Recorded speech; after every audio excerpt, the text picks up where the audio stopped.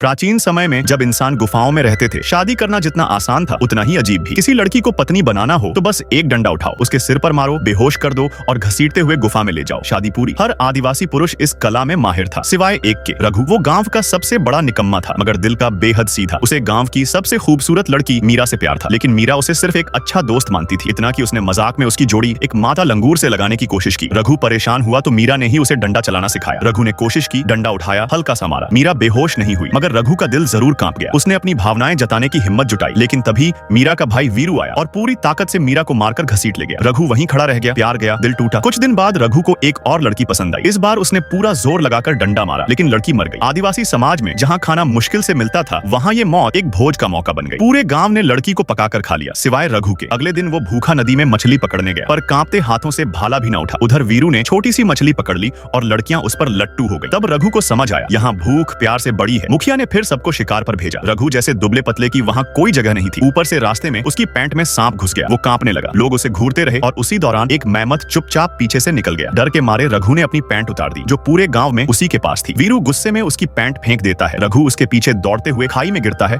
और सीधा एक विशाल जानवर की लीद पर जाकर गिरता है। वहीं उसे एक इंसानी खोपड़ी मिलती है, जिससे अंदाजा होता है कि ये जानवर इंसान खा चुका है। तभी एक और मैमथ आता है और रघु को निगल जाता है। सब लोग मिलकर उसे मारते हैं और रघु को बाहर निकालते हैं। वीरू को बहादुरी का तमगा मिलता है और उसकी मीरा से शादी तय हो जाती है। रघु फिर अकेला रह जाता है। उसी शाम एक जासूस गांव में घुसता है। रघु के हाथ से गलती से फेंकी गई हड्डी उसके सिर पर लगती है और वो बेहोश हो जाता है। मुखिया को पता चलता है कि वह दुश्मन कबीले का शक्तिशाली जासूस है, जो जानवरों से बात कर सकता है। पूछताछ में वह कुछ नहीं बोलता, लेकिन रघु उसकी चप्पल उतारकर पंख से गुदगुदी करता है। जासूस बोल पड़ता है। उसका मिशन था मुखिया की हत्या और हमले की तैयारी। रघु को उसकी निगरानी का काम दिया जाता है, लेकिन वह भूल जाता है कि जासूस जानवरों को कंट्रोल कर सकता है। एक चूहा पास से निकलता है। जासूस उसे इशारा देता है और रस्सी कटवा देता है। जासूस भाग जाता है। अब युद्ध तय हो जाता है। मैदान में दोनों कबीले आमने सामने आते हैं। रघु को एहसास होता है कि एक सिपाही असल में मीरा है, जो लड़कों के वेश में लड़ रही है। युद्ध शुरू होता है। मीरा बहादुरी से लड़ती है, पर रघु जमीन पर अपना चश्मा ढूंढता रहता है। उधर मुखिया मारा जाता है, सिर्फ उसका सिर बचता है। दुश्मन नेता मीरा को पकड़ लेता है। रघु ये सब वीरू को बताता है, मगर वीरू कहता है कि हमें अब यहाँ से पलायन करना है। उसके लिए मीरा बस एक लड़की थी, लेकिन रघु के लिए वो सब कुछ थी। वो अकेले उसे बचाने निकल पड़ता है। कई जंगलों, नदियों और खतरों से गुजरता हुआ वो एक और कबीले में पहुंचता है, जहाँ उसे पकड़ लिया जाता है। कबीले की नेता उसे प्रजनन के लिए रोकना चाहती है, पर रघु इनकार कर देता है। गुस्से में वो उसके पीछे पड़ जाती है और रघु भागते भागते उस कबीले में जा पहुंचता है, जहाँ मीरा को ले जाया गया था। मीरा वहाँ गहने पहन रही थी, बिल्कुल निश्चिंत। रघु उसे बाहर खींचकर लाता है और कहता है, मैं तुम्हें बचाने आया हूँ। मीरा जवाब देती है, यहाँ सब कुछ है, खाना, सुरक्षा, ताकत, मैं यहीं खुश हूँ। और फिर सबके सामने चिल्लाकर रघु का भांडा फोड़ देती है। रघु को फिर भागना पड़ता है। भागते हुए वह उस महिला नेता से भी टकराता है, जो पीछा कर रही थी, और पलायन कर रहे वीरू और उसके लोगों से भी। भागते हुए रघु फिर से खाई में गिरता है और गिरते गिरते उसे आखिरकार समझ आता है, इस